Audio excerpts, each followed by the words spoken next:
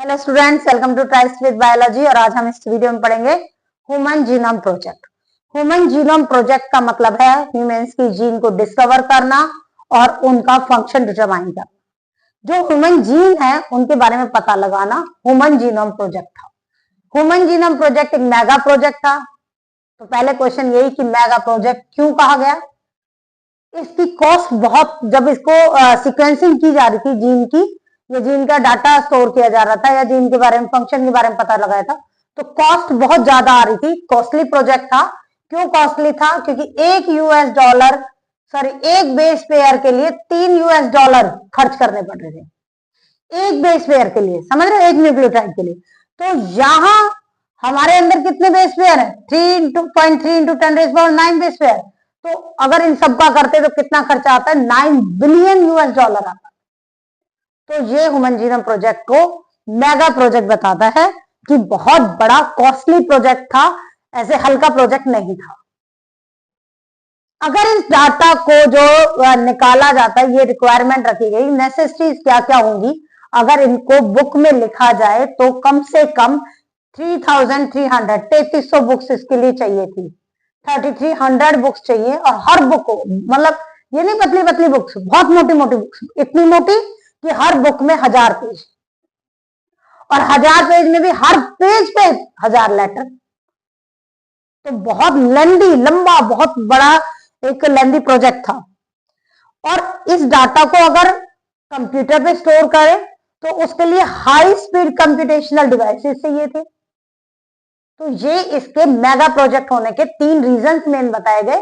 एक तो कॉस्टली था, $3 पर बेस पेयर खर्चा आ रहा था। अप्रोक्स लगाएं तो सबका $9 बिलियन बन रहा था। 3300 यानी 3300 बुक्स रिक्वायर्ड थी इसके पूरे डाटा को स्टोर करने के लिए, पूरे डाटा को रिटर्न में लेने के लिए। हर बुक में 1000 पेज थे, और 1000 पेज में से हर पेज पे 1000 लेटर्स थे। High speed computational devices requirement थे, किसके लिए? डाटा स्टोरेज के लिए, उसके एनालिसिस के लिए। तो इसलिए इसको एक मेगा प्रोजेक्ट बोला। और ये बहुत बड़ा प्रोजेक्ट था। ये सोचा था कि लंबा, बहुत लंबा चलेगा, लेकिन चल नहीं पाया। ये 1990 में स्टार्ट हुआ और 2003 में इसको कंप्लीट करना पड़ा। जबकि इसका जो गोल था ये पूरी तरह और अभी पूरा हुआ भी नहीं था। इन्होंने पूरे ह्यूमन जीनोम प्रोजेक्ट की सीक्वेंसिंग नहीं हुई थी, तभी इन्होंने ये बंद करना पड़ा। कितने साल चला? 13 ईयर प्रोजेक्ट बन गया। 13 साल तक ये प्रोजेक्ट चला। कौन था जिसने ह्यूमन जीनोम प्रोजेक्ट को मेन स्टार्ट किया? ये था US department of energy and national institute of health. और इसका सबसे बड़ा पार्टनर था वेलकम ट्रस्ट यूके का। कुछ और कंट्रीज भी थी जिन्होंने कंट्रीब्यूट किया इसमें, Japan, France, Germany and China. Main part इसी का था, US department of energy and national institute of health और वेलकम ट्रस्ट मेजर पार्टनर्स थे। अदर कंट्रीज थी जो जापान, फ्रांस, जर्मनी और चाइना, इन्होंने कंट्रीब्यूट किया था चलने के बाद कि हम भी कुछ कंट्रीब्यूशन दे दें इसमें। जब भी कोई ह्यूमंस में स्टडी होती है, तो ह्यूमन में जब स्टडी होती है तो एक चीज याद रखना, डायरेक्ट नहीं होती। पहले छोटे छोटे ऑर्गेनिजम्स को या नॉन ह्यूमन मॉडल्स लिए जाते, कुछ ऑर्गेनिज्म थे उनकी सीक्वेंसिंग की गई। और वो कौन सा ऑर्गेनिज्म थे जिनकी सीक्वेंसिंग कंप्लीट हो गई है? उसमें है नॉन ह्यूमन मॉडल है, इंसान नहीं है उसमें। कौन कौन है? बैक्टीरिया है, यीस्ट है, ड्रोसोफिला, फ्रूट फ्लाई, जो हमने 5th चैप्टर में, प्रीवियस चैप्टर में भी पढ़ा था, जो फ्रूट फ्लाई है, लिंकेज वाले टॉपिक में था। राइस और एरोडोप्सिस, ये प्लांट है। राइस चावल है, एरोडोप्सिस प्लांट है। ये प्लांट है जिनका जीनोम कंप्लीट हो चुका है। कैनोरहेबिडाइटिस एलिगेंस, ये साइंटिफिक नेम है इसका। ये क्या है? फ्री लिविंग नेमेटोड है जो नॉन पैथोजेनिक है, आराम से रह रहा है, किसी के ऊपर फीड नहीं कर रहा। लेकिन इसकी भी क्या हो गई? सीक्वेंसिंग पूरी होगी। तो किस किस की सीक्वेंसिंग पूरी हो गई है? बैक्टीरिया, यीस्ट, ड्रोसोफिला, राइस और एरोडोप्सिस जो है प्लांट है। कैनोरहेबिडाइटिस एलिगेंस जो है वो फ्री लिविंग नेमेटोड। इसके बाद हम इसके पढ़ेंगे ह्यूमन जीनोम प्रोजेक्ट के जो गोल्स हैं वो तो गोल्स है इसके, identify all the approximately 20,000 to 25,000 genes. बेटा यह चीज याद रखना, एमसीक्यू में बहुत कंफ्यूज करते हैं पीछे वाला वर्ड। बच्चे क्या याद कर रहे थे 20 to 25,000 तो याद कर लेंगे, लेकिन उन्हें ये याद नहीं कर पाएंगे कि जीन है या बेस पेयर है। तो इनका मेन गोल था कि 20 से 25,000 जीन को अप्रोक्सीमेटली आइडेंटिफाई कर लिया जाना चाहिए। और उनमें जो सीक्वेंस है, कितने बेस पेयर की सीक्वेंसिंग होनी चाहिए? 3 बिलियन केमिकल बेस पेयर्स। तो केमिकल बेस पेयर्स कितने हैं? 3 मिलियन केमिकल बेस पेयर्स की इसकी डिस्कवरी हो जानी चाहिए दोबारा। यहां इस जितना भी डाटा स्टोर होगा वो किस में होगा? डाटाबेस में होना चाहिए था। जो टूल्स है वो डाटा एनालिसिस जो टूल्स है वो इंप्रूव करनी है, ज्यादा अच्छे से डाटा आए जिससे। और खाली इसका ह्यूमन जीनोम प्रोजेक्ट का जो मेन मोटिव ये भी था कि इनसे जो रिलेटेड टेक्निक्स है, टेक्नोलॉजी, जीन पता चलना, उसका फिर क्या फंक्शन है, उस फंक्शन को कैसे रिलेट किया जा रहा है, कैसे उसका वो सब कहा इंडस्ट्रीज में इस टेक्नोलॉजी को इंप्लीमेंट करना। खाली यहीं तक नहीं था, तो इंडस्ट्री प्रोग्रेस कैसे हो उसको वहां भी ले आए। फिर कह रहा है ethical, legal and social issues से भी को भी इस प्रोजेक्ट में अराइज किया गया, जो जिनका भी ध्यान रखा जाए। तो ethical, legal and social issues के लिए ELSI यूज करते हैं। एक्सपेंडेड फॉर्म में पूछ लिया जाता है, शॉर्ट फॉर्म आ जाती है। मैथडोलॉजी क्या थी भाई? मैथडोलॉजी में एक तो क्या है, सिंपल है, जीन का स्ट्रक्चर पता करना था। ये कह रहा है कि आइडेंटिफाई 20,000 से 25,000 जीन, और स्ट्रक्चर पता चल जाए तो वो फंक्शन क्या कर रही है वो भी पता करना था। तो एक एक्सप्रेस सीक्वेंस टैग है जिसमें जीन को आइडेंटिफाई करना as a RNA। Express sequence जो mRNA बनता है, सीक्वेंसिंग करते हैं ना, ट्रांसक्रिप्शन जो होता है उससे। दूसरा सीक्वेंस एनोटेशन, मतलब जीन का फंक्शन पता कराना। तो जो set of whole set of gene है उस जीनोम है उसकी सीक्वेंसिंग करना, और उसमें डिफरेंट सीक्वेंसिंग जो है उनके फंक्शंस पता करना। ये क्या था मेन मेथडोलॉजी के 2 पॉइंट हो गए। इसके जो मेजर अप्रोचेस जो थी वो थी कि एक्सप्रेस सीक्वेंस टैग्स, ESTs करके आ जाए तो कंफ्यूज मत होना। ये EST मतलब express S sequence tags. Sequence annotation में फंक्शन डिटरमाइन होता है, और एक्सप्रेस दिखाना, स्ट्रक्चर दिखाना, ठीक है। सीक्वेंस एनोटेशन और सीक्वेंसिंग में स्ट्रक्चर और फंक्शन हो गया। अब ये कहता है, इसका देखो एक तरीका ये भी हुआ कि कैसे, ठीक है, स्ट्रक्चर एक्सरे फिल्म ले आए, उस पर देख लिया, या जेल इलेक्ट्रोफोरेसिस कर ली, तब उसमें दिख गया। फंक्शन कैसे पता चलेगा? फंक्शन में तो डीएनए का कोई सेगमेंट लिया, सीक्वेंसिंग करी, डीएनए आइसोलेट किया, उसको छोटे साइज में तोड़ा फ्रेगमेंट की फॉर्म में, दूसरे में डाल के दे दिया, देख लिया। अब दूसरे में डाल के देख लिया, दूसरे में डालेंगे किससे? वेक्टर से। भाई किसी की जीन ली और किसी में डाल दी, तो किसी से जीन ली, उसकी जीन को लेके किसी में डालने के लिए जीन को सवारी चाहिए। जीन क्या है? डीएनए का पार्ट। तो इन्होंने कहा पहले डीएनए को आइसोलेट किया, उसको छोटे छोटे फ्रेगमेंट में कट कर लिया, उस फ्रेगमेंट को वेक्टर के ऊपर रखा, और वेक्टर उसे कहां पहुंचा रहा? होस्ट, जिसमें हमें अब उस होस्ट में जो फंक्शन आया नया वो उस जीन का फंक्शन है। तो वहां से पता चल गया फंक्शन क्या है। इसके लिए वेक्टर क्या है? माइक्रोब्स यूज किए जाते हैं वेक्टर हमेशा, यूनिसेलर। और यूनिसेलर में कौन बचा? बैक्टीरिया, जो यूकारियोट है जिसके पास डीएनए। और कौन है? जो यूकारियोटिक, सॉरी प्रोकारियोटिक तो बैक्टीरिया होगा, यूकारियोटिक में यीस्ट है।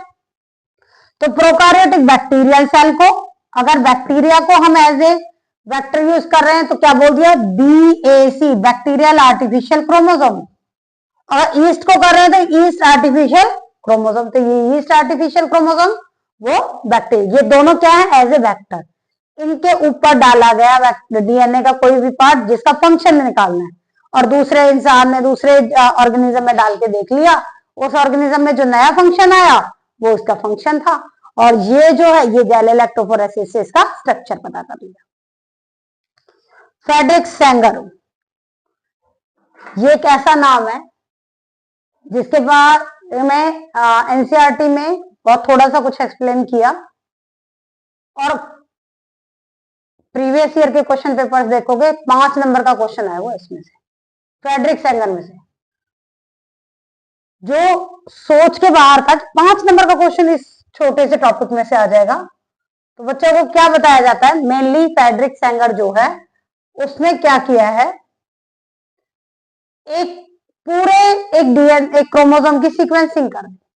तो मेन इसका काम तो था, इसको क्रेडिट किस लिए मिला, इसने अमीनो एसिड की सीक्वेंसिंग करी। हमने पहले पिछले उसमें क्या पढ़ा मेथोडोलॉजी में कि एक्सप्रेस सीक्वेंस जो टैग्स है वो कैसे किए जाते हैं, सीक्वेंसिंग करी जाती है आरएनए के बेस पे। क्यों? क्योंकि आरएनए से अमीनो एसिड बनते हैं। तो ये यही कह रहा है कि पूरी सीक्वेंसिंग कर दी अमीनो एसिड की, किसने, प्रोटीन के अंदर। और वो कौन से सीक्वेंसिंग करी, एक्स और वाई क्रोमोसोम की करी, लास्ट वाले क्रोमोसोम। यहां देखो इसमें बहुत बच्चे कंफ्यूज होते हैं, यहां लिखा मैंने 24 ह्यूमन क्रोमोसोम, जबकि ह्यूमन में तो 23 है। बेटा यहाँ टाइप्स की बात हो रही है, पहले 22 ऑटोसोम्स है, 23वां एक्स और 24वां हम वाई ले रहे हैं। सब में 23 ही है, लेकिन जो सेक्स क्रोमोसोम है वो 2 तरह के हैं, मेल में अलग है फीमेल में अलग है। अगर हम टोटल टाइप्स ऑफ क्रोमोसोम देखें तो 23 तो क्या है, एक बॉडी में है, हर एक बॉडी में 23 है, लेकिन जो 23वां है वो 2 तरह का है, फीमेल में एक्स है और मेल में वाई। यहां हम एक्स एक्स के लिए पहला, इसमें तो एक्स इसमें भी कॉमन है, इसमें भी कॉमन है, इसलिए 23वां जो है जो एक्स और वाई लिया गया, वो 24 क्रोमोसोम इसलिए लिखे हैं यहाँ। ये मैं सोचता ये गलत है, 24 क्रोमोसोम क्या लिख दी। तो इनका जो लास्ट था एक्स और वाई जो है वो भी वो सीक्वेंस की थी, इसने अमीनो एसिड की पूरी सीक्वेंसिंग कर डाली। अब उसके लिए इसने वहां से ऑटोमेटेड जो डीएनए सीक्वेंस है वो लिए, डीएनए फ्रेगमेंट्स, उसमें ओवरलैपिंग रीजन्स देखे कि कौन सा जो ओवरलैप कर रहा है, ठीक है। ओवरलैपिंग रीजन्स को डिटरमाइन किया, और इसकी सीक्वेंसिंग के लिए ना नॉर्मल बातों से बात नहीं बन रही थी, नॉर्मल चीजों से, तो एक स्पेशलाइज्ड कंप्यूटर बेस्ड प्रोग्राम तैयार किया गया था, वो इसके लिए रिक्वायरमेंट था। अलाइनमेंट जो इसकी करनी थी, जो इसमें सीक्वेंसिंग करनी थी, वो स्पेशलाइज्ड कंप्यूटर बेस्ड जो प्रोग्राम है उस पर की गई थी। काम 2 ही है इसके, ये और ये। क्या है एक में determination of amino acid sequencing protein, दूसरा क्रोमोसोम एक यहाँ 1 नहीं है, ये एक मतलब एक किसी क्रोमोसोम की सीक्वेंसिंग पूरी होगी, और वो कौन सा था, लास्ट क्रोमोसोम था 24th में से एक्स और वाई जो क्रोमोसोम है उसकी, मतलब वाई क्रोमोसोम की सीक्वेंसिंग जो इसने करी है वो लास्ट क्रोमोसोम की करी। और जेनेटिक्स और फिजिकल मैप्स तैयार करे, उसमें देखा क्या था, ओवरलैपिंग रीजन देखा, अलाइनमेंट के लिए स्पेशलाइज्ड कंप्यूटर बेस्ड प्रोग्राम में करा, और वहां पर देखो अब डीएनए फिंगरप्रिंटिंग देखोगे तो उसमें बताओगे रिपीटेटिव डीएनए सीक्वेंस। हमारे डीएनए में एक प्रोब होगा, कोई भी जीएटीसी समझ लो, तो जीएटीसी बार बार रिपीट होता है, उसको बोलते हैं रिपीटेटिव डीएनए, जो सीक्वेंस बार बार रिपीट होती है उसको निकाला। एंडोन्यूक्लियस आप जानते हो, एंडोन्यूक्लियस कौन सा है, एंजाइम है, रिस्ट्रिक्शन एंजाइम है, जिसमें रिकॉग्निशन साइट पे अगर कोई भी चेंज आ जाता है, डीएनए में कोई भी चेंज आना क्या होता है, पॉलीमॉर्फिज्म। और हम इसको म्यूटेशन भी कह सकते हैं, म्यूटेशन आना, चेंज आना, वो क्या है, पॉलीमॉर्फिज्म। उसको देख लो, ये सब में डीएनए पॉलीमॉर्फिज्म अलग होता है हर किसी में, उसी वजह से सीक्वेंस चेंज होती है, वही क्या है, रिपीटेटिव डीएनए। तो फ्रेडरिक सेंगर का 5 मार्क्स में आता, तो ये पॉइंट्स हमने लिखने होते हैं। पहले ये बता दो कि फ्रेडरिक सेंगर ने जो प्रिंसिपल था वो फ्रेगमेंट ऑफ डीएनए को ऑटोमेटेड डीएनए सीक्वेंस करी थी इसने, दूसरा ओवरलैपिंग रीजन्स को हाईलाइट किया, तीसरा स्पेशलाइज्ड कंप्यूटर बेस्ड प्रोग्राम में इसने काम किया, और मेन काम जो है वो है determination of amino acid and protein sequencing में कौन सा क्रोमोसोम की स्टडी कर दी पूरे की, लास्ट 24 जो है वो एक्स और वाई, जैसे 222 से कौन से में करी, फिर इसने वाई क्रोमोसोम की लास्ट ऑफ द 24, मतलब वाई क्रोमोसोम जो है, एक्स और वाई क्रोमोसोम जो है वो लास्ट क्रोमोसोम है 23rd और 24th, इनकी सीक्वेंसिंग करी थी। जेनेटिक मैप्स तैयार किए और उसमें देख लिया कि कौन सी सीक्वेंस अलग है, उससे इसने रिपीटेटिव डीएनए और क्या ले लिया, पॉलीमॉर्फिज्म डीएनए में चेंज आना। अब पढ़ेंगे हम इसके salient features. Human genome project के सेल एंड फीचर्स क्या है, इसमें देखो ह्यूमन जीनोम प्रोजेक्ट में ये था कि ह्यूमन जीनोम में कितने मिलियन बेस पेयर्स हैं यहाँ, उसमें गोल्स में जीन्स थी और यहाँ बेस पेयर है 3164.7 million base pairs human genome में रहते हैं। एक जीन में एवरेज 3000 बेसिस होंगे, अलग अलग होते हैं सब में, एवरेज निकाला है, किसी में कम होते हैं किसी में ज्यादा होते हैं। जैसे डिस्ट्रोफिन लार्जेस्ट जीन है क्योंकि इस अकेली जीन में 2.4 मिलियन बेसिस है। जो एस्टिमेट था इसका, जो नंबर ऑफ जीन निकाले वो 30,000 हुआ, जो कि पहले ये सोचा था कि 80,000 से 1,40,000 तक चले जाएंगे, मतलब कि 80,000 से 1,40,000 तक एस्टिमेट लगाया था, लेकिन हुआ कितना 30,000 तक। जब स्टडी की गई तो एक चीज सामने आई कि सभी ह्यूमंस में कम से मतलब 99.9% न्यूक्लियोटाइड बेसिस तो सेम ही है, कहीं एक पॉइंट पे चेंज आता है, उसी को पॉलीमॉर्फिज्म बोल देते हैं, और वही हम सबको अलग करता है। यहां इसने कहा कि कितना परसेंट न्यूक्लियोटाइड बेसिस हमारे से मिला है 99.9%। और जो एस्टिमेट था, जो देखो पहले तो 50% अनडिस्कवर्ड थी, और जो फंक्शन था उनका 50% का, जितनी डिस्कवर हुई ना उसका भी 50% का तो फंक्शन पता ही नहीं चला कि कितने मतलब अगर 50 जीन डिस्कवर की तो 25 का ही फंक्शन पता कर पाई। तो क्या था, functions are unknown for over 50% of discovered gene. जितनी भी जीन की डिस्कवरी हुई थी उसके 50% का फंक्शन उसे अभी तक भी अननोन है, कोई पता नहीं चला है। सारा की सारा जीनोम जो है वो ज्यादातर क्या काम करता है, हेरिडिटी का इंफॉर्मेशन को अगली जनरेशन से पहुंचाने का। लेस देन 2% जीनोम हमारा सिर्फ प्रोटीन सिंथेसिस में काम करता है, जो फेडरिक सेंगर अमीनो एसिड की वो निकाला था ना सीक्वेंस, उसके लिए सिर्फ कितना चाहिए, लेस देन 2%। बाकी सारा हेरिडिटी के लिए काम कर रहा है। डीएनए सेम भी है और डीएनए रिपीटेड भी है, तो रिपीटेड सीक्वेंस जो है वो बहुत ज्यादा लंबा पोर्शन, हमारा ह्यूमन जीनोम का ज्यादातर पोर्शन रिपीट होता है। और क्रोमोसोम जो है वो क्रोमोसोम 1 पर सबसे ज्यादा जीन है, कितनी है 2968। यहां देखो ये नंबर ऑफ जीन की बात कर रहा है क्रोमोसोम के ऊपर, यहां हमने पढ़ा जीन जिसके ऊपर बेसिस ज्यादा है, कंफ्यूज मत करना। यहाँ लार्जेस्ट जीन की बात हुई है, वहां क्रोमोसोम के ऊपर कितनी जीन है उसकी बात हो रही है। तो हमारे क्रोमोसोम नंबर पहले के ऊपर सबसे ज्यादा जीन है, कितनी 2968, और सबसे कम जीन वाई क्रोमोसोम के ऊपर होती है 231 जीन। बस वाई क्रोमोसोम के ऊपर सबसे कम जीन है और फर्स्ट क्रोमोसोम नंबर के ऊपर सबसे ज्यादा जीन है। हम यहाँ रिपीटेड सीक्वेंस की बात कर रहे थे कि हमारा ह्यूमन जीनोम जो है वो 9.9% सेम है और ज्यादातर रिपीटेड है। और रिपीटेड क्या होता है, जो इतना ज्यादा बल्क में रिपीटेड होता है कि 100 to 1000 टाइम्स रिपीट कर सकता है। और जो रिपीटेड डीएनए ना उसका कोई कोडिंग फंक्शन नहीं है, लेकिन क्रोमोसोम का स्ट्रक्चर निकालना, डायनेमिक्स में आना, उसका इवोल्यूशन का पता इसी रिपीटेड डीएनए से पता चलता है।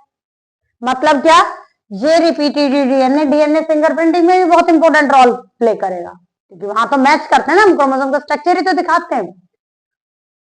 साइंटिस्ट ने जो ह्यूमन जीनोम में लोकेशन स्ट्रेस करी जहां पर सिंगल बेस पे डिफरेंस आ रहा था, सिंगल न्यूक्लियोटाइड पॉलीमॉर्फिज्म मतलब चेंज आ रहा था, वो कितनी लोकेशन है 1.4 मिलियन लोकेशन ऐसी हैं जिसमें एक सिंगल बेस पर, एक सिंगल न्यूक्लियोटाइड पर चेंज आ जाता है, जिसको हम बोलते हैं SNPs, सिंगल न्यूक्लियोटाइड पॉलीमॉर्फिज्म।